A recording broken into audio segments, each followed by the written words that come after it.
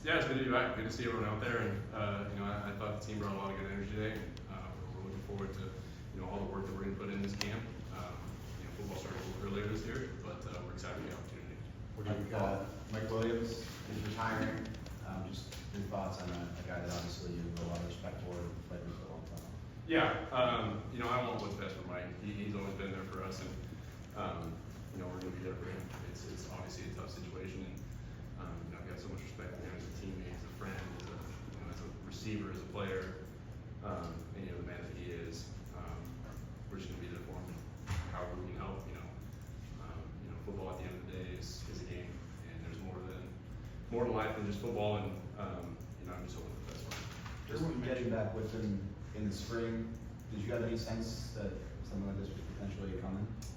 I don't know. I think that's always a tough situation. Mike has always done such a great job of just showing up and working.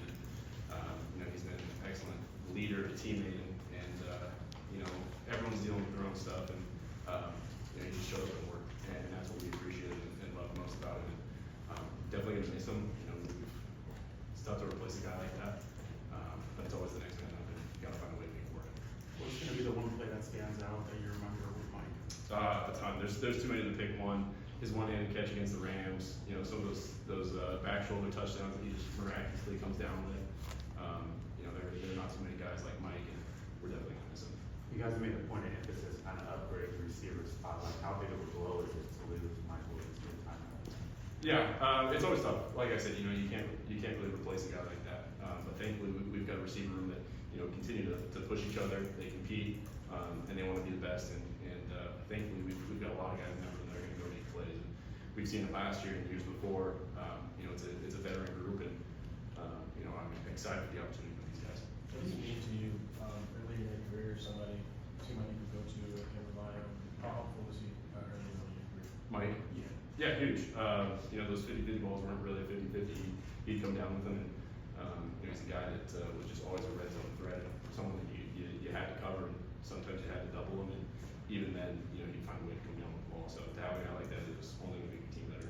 Mike, what do you remember about the Week 18 Raiders game when you guys came all the way back? Obviously ended up losing in overtime. Just he was injured, he was battling through that knee issue. Just what do you remember about that game when he showed you? Yeah, just a fighter. How many fourth down conversions that he came up with? I think on that last drive it might have been 3 or 4. And kind of like we just talked about, he's a guy that you had to find out there. He's going to make a play, and when everything mattered the most, he was going to show up. And that's what I'm going to remember most about him. It was an honor to play alongside him, to throw him the ball, and definitely heartbreaking, tough news to hear about. But we got his back no matter what. Justin, what does it feel like waking up on day one of training camp for you? It's exciting. It's always a great opportunity to be here with all the teammates, and the quarterbacks. We've been here with the rookies, and this is our technically 4th day. But it's been fun. It's good to be back, and like I said, I think everyone's really excited for the work that we're going to put in this camp, especially with OTAs and how everything went. Looking to build off of that momentum. And then Jim didn't want to use the word comfortable, but he said it's like confidence when you go into year 2 with the same coach, and you know the routines and what to expect. How would you describe this year 2 with the same coaching staff? Yeah, I think it's important because having a year with Coach Roman and understanding what he wants from the offense. I'm not just trying to figure out what we're doing now. It's how do I be the intermediate between him and the offense, and how do I run the show the way that he sees the ball being distributed, with the run game, protections, everything that goes with it. So I feel like I've got much more comfort and understanding of the offense. And then Jim said today that everyone on the offense, coaches and players included, need to improve to come up to the level of Justin Herbert. What does that make you feel? I wouldn't necessarily agree, but I think he's the head man, and we're going to follow him no matter what. But I think we could all play towards him and try to make him proud. Justin, just speaking about the other receivers, now that have an opportunity with Mike retiring, it's the 2nd round pick.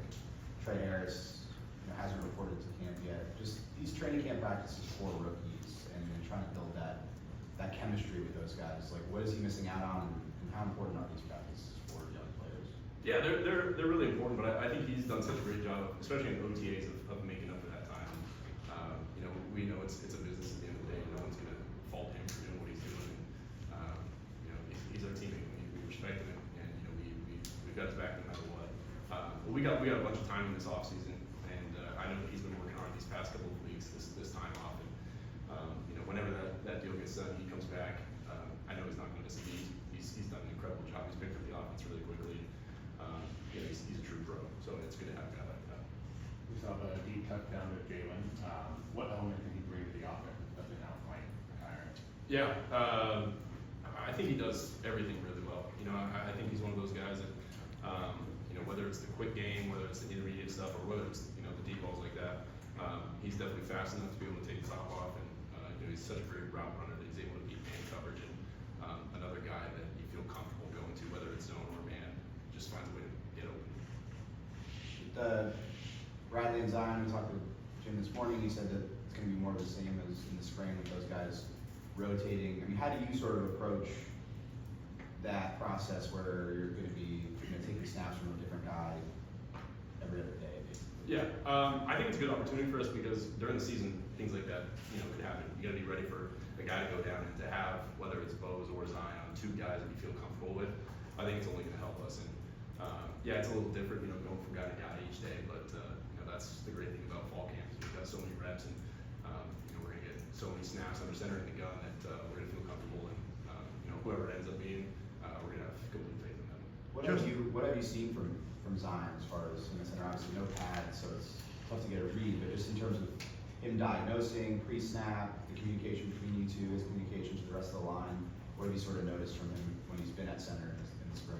Yeah, he's really smart. You know, he's got a great feel for, you know, what we're trying to do offensively. And you know, I think the thing that he's done such a great job picking up is just moving fast, playing fast, and idea in the defense, and moving on. Because at the center, you got to be one of the fastest players out there mentally. And you know, he's capable of that, and I think that's what Bose has done so well. So to be able to sit behind a guy like Bose and learn, you know, I think it's only going to help him. Justin, to follow up on what your coach said about you earlier about your biggest weakness, you've been around him now a full season. You've heard him say things like this. What do you make of it when he says stuff like this? Like a Jedi mind trick, or what kind of point is he trying to get across? My mindset is just to be the best quarterback that I can be.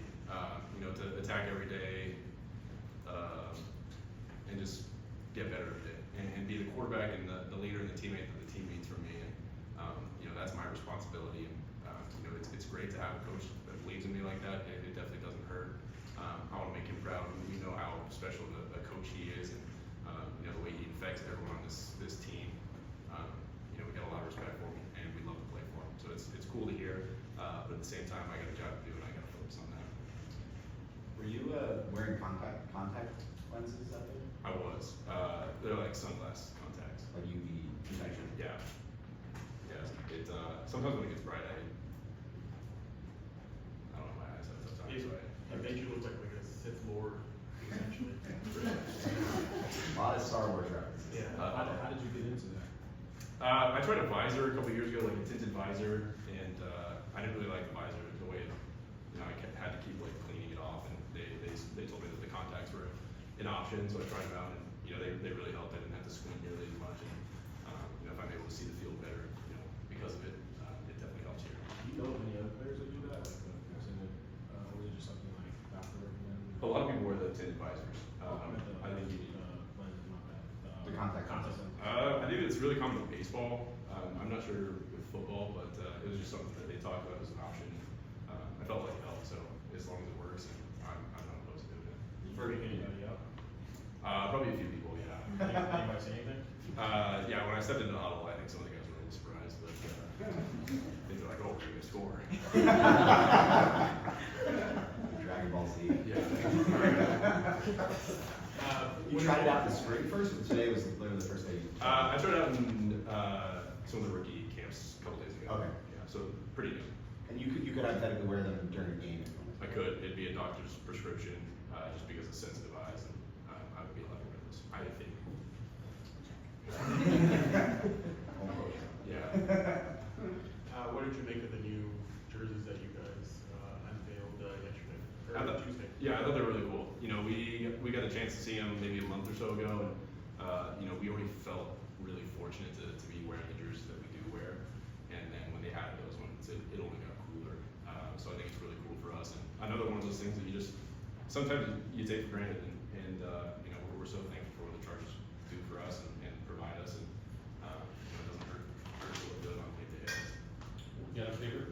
Hmm. Do you have a favorite? I think the Navy ones were really cool. I think I kind of grew up watching those ones, and those got a special place in my heart. For Rashawn to be here at practice today, while he's going through this contract negotiation, what does that mean to you? What does it really mean to the team? Yeah, he wants to work, and another thing about football being a business, and we understand the situations he's in, and we obviously want what's best for him. But he's got a commitment to our team, and we all appreciate that. We understand where he's at, what he's up for, and to have a guy like that wants to show up and work and practice with us, and he's got better things to do. But to have a guy like that, especially on the left side, it's fun to play by.